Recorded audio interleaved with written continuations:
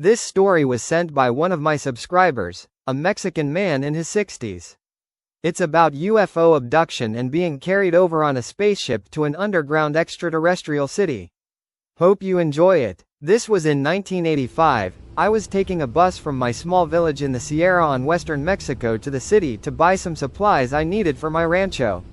In the middle of the trip, we were passing by a volcano, and by then I was asleep. Because the weather was nice and it was afternoon, I was feeling sleepy, etc.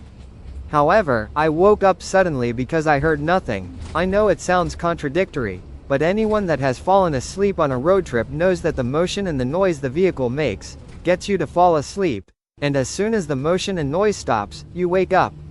So I woke up, but I couldn't move. It was like sleep paralysis, but I was totally awake. So awake I realized that everyone else on the bus was asleep.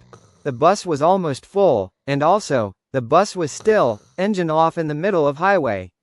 Suddenly, I was able to move, and just walked towards the driver, and he was also asleep. But that wasn't the only weird thing.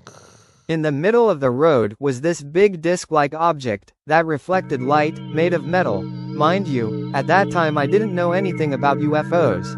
I was from a small village with no TV, no newspapers, no nothing. To me the flying saucer was just a strange metallic object.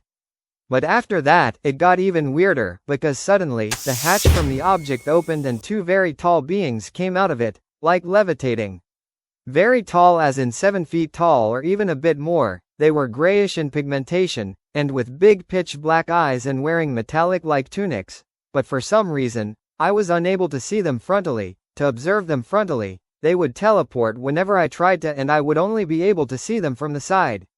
I was baffled, but somehow not scared, and suddenly, they began talking to me, not with their mouths, but mentally, telepathically. They had some strange influence on my willpower, as they were able to get me out of the bus towards them, and when they asked me if I wanted to go on a ride in the ship, I was unable to say no. When I boarded the ship, I noticed it was all transparent from the inside out. I was able to see everything outside from the inside. Everything was like that on the whole ship, save the central part of the disc, which was like a metallic column of some sort and some control panels that were also metallic. Everything else was transparent. By that time they became invisible to me, but they kept talking to me in my head, and suddenly I was in the middle of the air, and I was able to see everything below me, seeing how things became smaller and smaller. I have never taken a plane before in my life, so it was just an amusing experience to me. At some point we reach one side of the volcano, on the hillside, so like magic, rocks opened like a hatch, and the disc was able to enter through the volcano into an underground city that was made entirely of glass. It had buildings, houses, weird constructions that were all transparent from the inside and outside. I wasn't able to see anyone else there, but I had the feeling that a lot of people were watching me. I was just able to see and enter buildings freely. But things were so strange that I didn't even know what to do inside those constructions. I felt that all of them became invisible to me and stopped talking to me. They were like just observing me or something. And at some point, for some reason I became very hungry and I asked them for something to eat. After that I got very sleepy and fell asleep, blacked out. When I came back to my senses, I was back on the bus, woke up on the bus, and the oddest thing, I saw the driver wake up and start the engine up.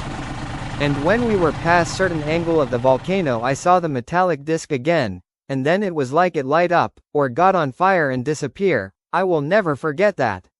Years later I found out about UFOs, and was very interested in the subject, and I think there was much more to the story than what I remember, but I haven't practiced hypnosis yet to retrieve some memories. Thank you for letting me share my story, doctor, and that was Roberto's story. Remember, if you want me to narrate your story about anything paranormal, you can write me to my email that will be on the description of the video. If you like the video, remember to like and subscribe, and also comment if you have lived something similar.